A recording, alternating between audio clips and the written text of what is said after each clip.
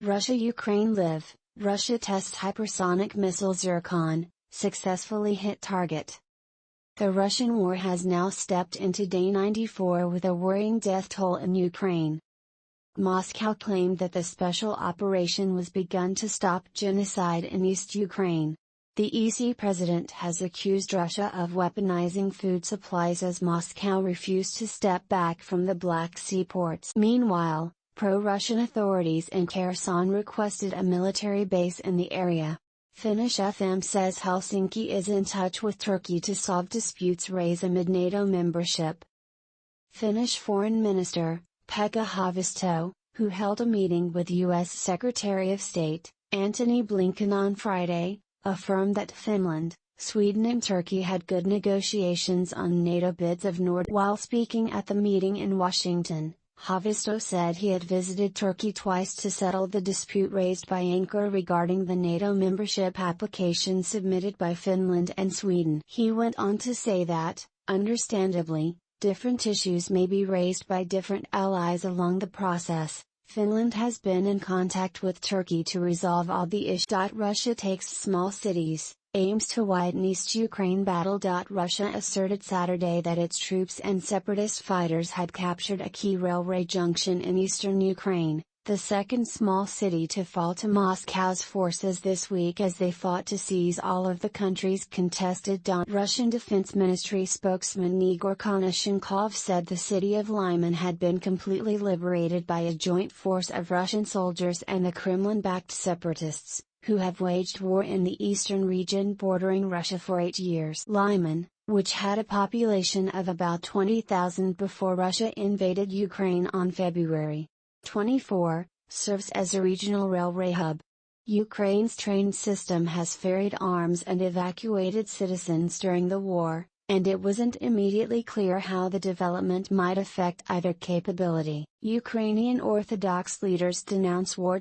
Leaders of the Orthodox churches of Ukraine have adopted measures declaring their full independence from the Russian administration, criticizing the Moscow Patriarch for his support. Archbishop Lyman told the Associated Press the charter adopted on Friday implements rights to sovereign and independent management that was gained by the Orthodox Church of Ukraine in 1991 but were not real. Orthodoxy, the largest religious denomination in Ukraine, is divided between churches that had been loyal to the Moscow Patriarchate and those under a separate ecclesiastical body. But Lyman said the actions of Russian Patriarch Kirill since the start of the war had been inadequate to the reality and part of the push for independence. Amid war, Russia tests hypersonic missile Zircon. As Russia's offensive against Ukraine continues, Moscow has successfully tested the Zircon hypersonic cruise missile on Saturday. According to multiple media reports, Russia has fired the missile from the Admiral Gorshkov frigate stationed in the Barents Sea. As per the Russian Defense Ministry, the missile successfully hit a target stationed 1,000 kilometers away in the White Sea. Kuleba slams Russia for blaming sanctions behind soaring food prices. Ukrainian Foreign Minister Dmytro Kuleba, on Saturday, took to the microblogging site and slammed Russia for accusing sanctions of soaring inflation in the West and Europe. Kuleba said sanctions on Russia have no connection to the unfolding global food crisis. He said the main reason for the abrupt increase in food prices is shortages created by the Russian military. He appealed to the Russian president to unblock the Ukrainian ports that have been under seizure since the onset of the invasion. Ukraine says Russia pounding eastern areas. Ukraine's military on Saturday said Russian forces had intensified their offensive in the eastern Donbas region as they try to take control of key settlements. Oleksandr Shtupun, a spokesperson for the General Staff of the Armed Forces of Ukraine, said Russia was seeking to gain a foothold in Lyman behind continued shelling and airstrikes. Russia-backed rebels claimed Friday to have taken over Lyman, but statements from Ukrainian officials have suggested the city, the Donetsk region's large railway hub, is still contested. Shpyton said Ukrainian forces had also repelled a Russian assault on the town of Severodonetsk and forced them to retreat. Separated by war, Ukrainian couples reunite. Fear of the Russian invasion separated them. Now some couples and families in Kharkiv are finally reuniting as people begin to return to Ukraine's second largest city. At Kharkiv train station, husbands and fathers anxiously wait for the first sight of their loved ones as the train approaches. The first sight in weeks, for many a moment they've been dreaming of for 3 months, as Russian forces tried to capture the northeastern city at the beginning of the invasion. Sasha and his wife endured the danger of shelling for almost a month. Then, his wife left for western Ukraine with one of her closest friends while Sasha stayed behind to keep his job at an internet company. Emotions run high as they finally reunite. Moscow extends age limit for joining Russian military. Russian President Vladimir Putin on Saturday signed a law to extend the age limit for joining the Russian military. As per the new law, Russians under 50 are now eligible to sign their first contract for military service. Earlier, Russian men up to 40 years of age and foreigners up to 30 could serve in the army. Russia says it's captured key Ukrainian town. Moscow defense officials confirmed Saturday morning that Russian troops had captured the town of Lyman, a key railway hub in Ukraine's eastern Donetsk region. Speaking at a press briefing, Russian Defense Ministry spokesman Igor Konashenkov said Lyman had been completely liberated by a joint force of Russian soldiers and Kremlin-backed separatists in Ukraine's east.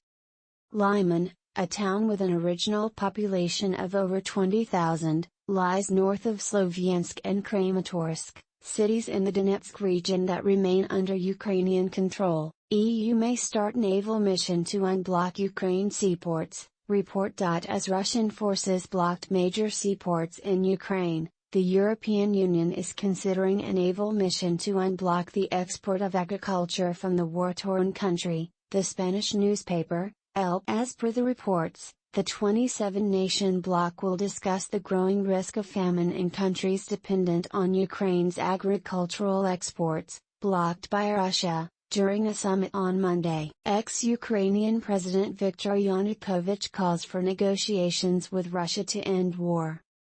Former Ukrainian President Viktor Yanukovych has written a 6-page statement, advising Ukrainians to not rely on the West, but to negotiate with Russia. While Zelensky's administration remains firm on its stance, Yanukovych hinted at accepting the Kremlin's demands so as to end the ongoing conflict that has now resulted in thousands of casualties. Notably, the ex-Ukrainian president also accused Kyiv's ally Poland of using the opportunity and attempting to annex the western part of the country. Russia to establish new university in occupied region of Ukraine. Zaporizhia, official. Amid the ongoing brutal war in Eastern Europe, Russia has claimed that it will establish a new university in Ukraine's Zaporizhia region. On Friday, the head of the regional government in the Russia-controlled Zaporizhia region in southern Ukraine stated that a new university in Melitopol will be established, combining regional higher institutions. An order was signed today, May 27, to create Melitopol State University. It will be a large university incorporating educational institutions from across Zaporizhia, Yevhen Baletsky told Sputnik news agency. Border Guards Day, Putin expressed gratitude to Russian servicemen for their courageous actions.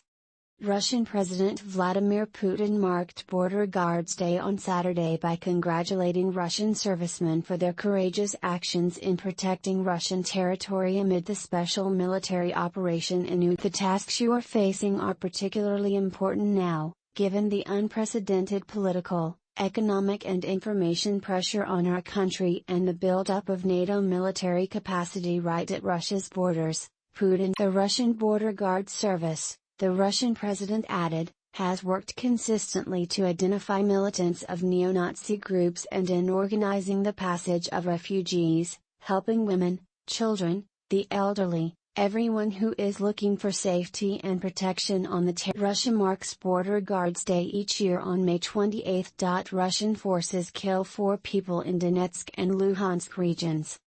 The Ukrainian Joint Force, in its daily war update on Saturday, claimed Russian forces shelled at least 49 settlements in Donetsk and Luhansk regions in the last 24 hours. According to the military, the continuous shelling killed 4 people and injured at least 5 people. Also, it said the Russian forces destroyed and damaged about 100 civilian infrastructure, including 81 residential buildings. Any agreement with Russia isn't worth a broken penny, says Zelensky's advisor. As the Russian offensive against Ukraine continues even after 3 months, President Volodymyr Zelensky's advisor and negotiator, Mikhailo Podolyak, said Moscow cannot be trusted by any agreement and added it can only be stopped. Is it possible to negotiate with a country that always lies cynically and propagandistically? Any agreement with Russia isn't worth a broken penny, he wrote on the Telegram messaging app. Ukraine claims 30,000 Russian troops killed since invasion. As the Russian military offensive against Ukraine entered its 91st day on Saturday, May 28, Moscow has lost an estimated 30,000 troops and 1,300 war tanks ever since the onset of the invasion, according to the data shared by Ukrainian Army's General Staff. According to the data, the total combat losses of the Russian invasion forces from February 24 to May 28 are as follows. Russia troops, 30,000. Main battle tanks, 1,300. Combat armored vehicles, 3,258. Artillery systems, 628. MLR systems, 203. Anti-aircraft warfare, 93. Warplanes, 207. Helicopters, 174. Russia captures most of Ukraine's Lyman town, claims UK intel. As the Russian offensive against Ukraine continues even after 3 months, the UK intelligence agency in its daily updates said Putin's forces have likely captured most of the town of Lyman in the north of. As per the intelligence reports, in the coming days, Russian units in the area are likely to prioritize forcing a crossing of the river. For now, Russia's main effort likely remains 40 kilometers to the east, around the Severodonetsk pocket, it noted. S&P downgrades Ukraine's long-term and short-term credit ratings to CCC+/C.